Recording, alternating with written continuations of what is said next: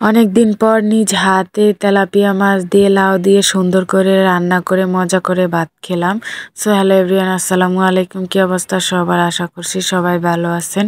তো প্রতিদিনের মতো আবারও একটা নতুন ভিডিও নিয়ে হাজির হলাম।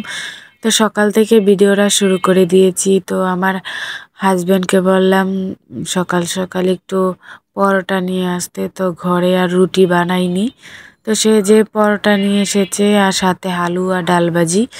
তো দুজন মিলে খেয়ে নিলাম ডাল ভাজি তারপরে হালুয়া দিয়ে। তো খেয়ে দুপুরে রান্না বাড়াতে চলে আসলাম। তো ফ্রিজে কোনো মাছ তরকারি নেই, অনেক দিন হয়েছে, মানে ব্যাগ ভর্তি ভরে ভরে মাছ মাংস আর কেনাই হয় না। এক পদ মাছ কেনা হয়, কেনা দিয়ে 2-3 দিন চালাইতে হয়। এমন একটা দিন আসবে ভাবতেও পারি না। মানে আগে ফ্রিজের কোনায় কত মাছ পড়ে থাকতো আর এখন ফ্রিজ খালি থাকে। কি বলবো, মানে দেশের যে পরিস্থিতি, মানে মাছ মাংস তো না খেয়ে থাকতে হয়, সেই সাথে শাকসবজিও। তো কিছু করার নেই, একটা লাউ কিনে নিয়ে আসলাম, লাউ কেটে নিলাম, তারপরে মাছ হাজবেন্ড এনে দিয়েছিল আর ধুয়ে পরিষ্কার করে নিলাম। তো এখন রান্না করতে চলে যাব, সব কেটে রেডি করে নিয়েছি। তো এদিকে আমি কাঁচামরিচ পেঁয়াজটাকে ভেজে নিয়েছি, এখন সব মানে মশলা দিয়ে দেব। তো এখানে আমি হলুদ গুঁড়ো, মরিচ গুঁড়ো, লবণ দিয়ে মশলাটাকে কষিয়ে নিচ্ছি। তারপরে কষানো হয়ে গেলে তরকারিটা দিয়ে ভালো করে কষিয়ে নেব।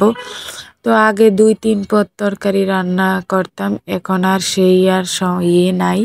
এক পদই রান্না করতে কষ্ট হয়ে যায়, কারণ শাকসবজির যেই দাম, একবেলা দিয়ে মানে 2-3 বেলা চালাতে হয়। এমন একটা দিন আসছে, মানে কি বলবো। তো কিছু করার নেই, এদিক দিয়ে আমার মানে তরকারিটা কষিয়ে পানি দিয়ে এই তো রান্না করতে বসিয়ে দিলাম। আর এদিকে মাছটাকে একটু ভেজে নিয়েছি হলুদ লবণ দিয়ে লাল লাল করে কড়া করে।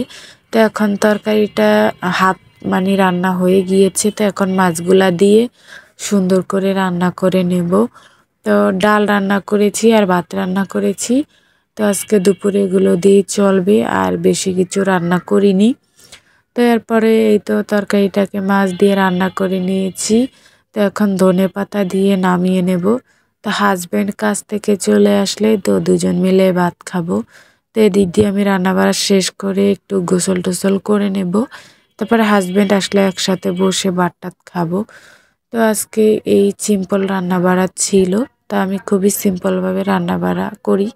তো যাই হোক, এই তো হাজব্যান্ড কাছ থেকে এসেছে আর এই তো খেতে বসে পড়লাম। তো আমিও খাইতেছি আর সাথে আমার হাজব্যান্ডও খাইতেছে। তো আল্লাহ হাফেজ, টাটা।